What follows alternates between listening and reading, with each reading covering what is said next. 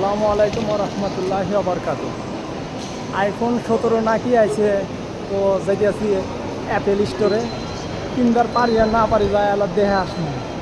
তো যাই Apple store. এখন আমি আছি লজনাতে।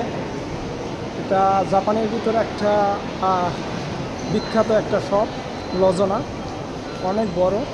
তো যাই দেখে আসি।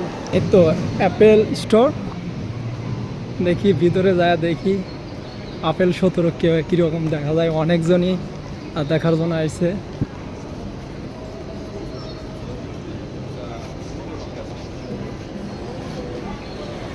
যাইちょっと見た後で決めます。はい、それからそうですね、はい見てから。はい、見てから決めます。じゃあ19日。はい、そうですね。ありがとうございます。はい。